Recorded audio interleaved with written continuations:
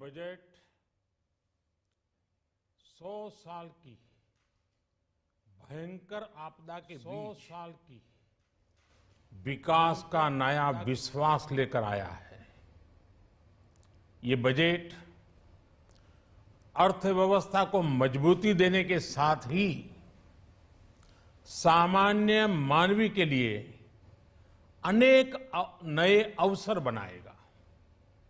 ये बजट मोर infrastructure, more investment, मोर growth और more jobs की नई संभावनाओं से भरा हुआ है। और एक नया क्षेत्र और खुला है और वो है ग्रीन जॉब्स का। ये बजट तत्कालीन आवश्यकताओं का भी समाधान करता है और देश के युवाओं के उज्जवल भविष्य को भी सुनिश्चित करता है। ये पिछले कुछ घंटों से देख रहा हूं जिस प्रकार से इस बजट का हर क्षेत्र में स्वागत हुआ है। सामान्य मानवी की जो सकारात्मक प्रतिक्रिया आई है उसने जनता जनार्दन की सेवा का हमारा उत्साह अनेक गुना बढ़ा दिया है। जीवन के हर क्षेत्र में आधुनिकता आए, टेक्नोलॉजी आए, जैसे किसान ड्रोन हो, वंदे भारत ट्रेन हो, डिजिटल करेंसी हो, बैंकिंग के क्षेत्र में डिजिटल यूनिट्स हो, 5G सर्विसेज का रोल आउट हो, नेशनल हेल्थ के लिए डिजिटल इकोसिस्टम हो। इनका लाभ हमारे युवा, हमारे मध्यम वर्ग, गरीब, दलित, पिछड़े, ये सभी वर्गों को मिलेगा। इस बजट का एक महत्वपूर्ण पहलू है गरीब का कल्याण। हर गरीब के पास पक्का घर हो, नल से जल आता हो, उसके पास शौचालय हो, गैस की सुविधा हो, इन सभी पर विशेष ध्यान दिया गया है।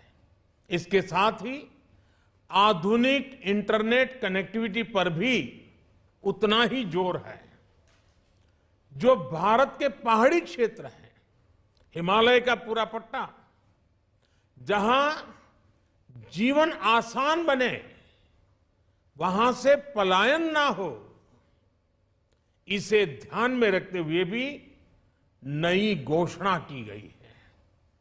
हिमाचल, उत्तराखंड, जम्मू कश्मीर, नॉर्थ ईस्ट ऐसे क्षेत्रों के लिए पहली बार देश में पर्वतमाला योजना शुरू की जा रही है। ये योजना पहाड़ों पर ट्रांसपोर्टेशन और कनेक्टिविटी की आधुनिक व्यवस्था का निर्माण करेगी और इससे हमारे देश के जो सीमावर्ती गांव है, बॉर्डर के गांव है, जिसका वाइब्रेंट होना जरूरी है, जो देश की सिक्योरिटी के लिए भी आवश्यकता है, उसको भी बहुत बड़ी ताकत मिलेगी। भारत के कोटि कोटि जनों की आस्था मां गंगा की सफाई के साथ साथ किसानों के कल्याण के लिए एक महत्वपूर्ण कदम उठाया गया है। उत्तराखंड, उत्तर प्रदेश, झारखंड, बिहार, पश्चिम बंगाल, इन राज्यों में गंगा किनारे नेचुरल फार्मिंग को प्रोत्साहन दिया जाएगा।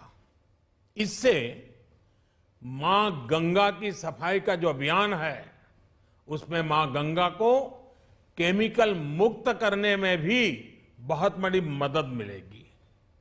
बजट के प्रावधान यह सुनिश्चित करने वाले हैं कि कृषि लाभप्रद हो, इसमें नए अवसर हो, नए एग्रीकल्चर स्टार्टअप्स को प्रोत्साहन देने के लिए विशेष फंड हो या फिर फूड प्रोसेसिंग उद्योग के लिए नया पैकेज।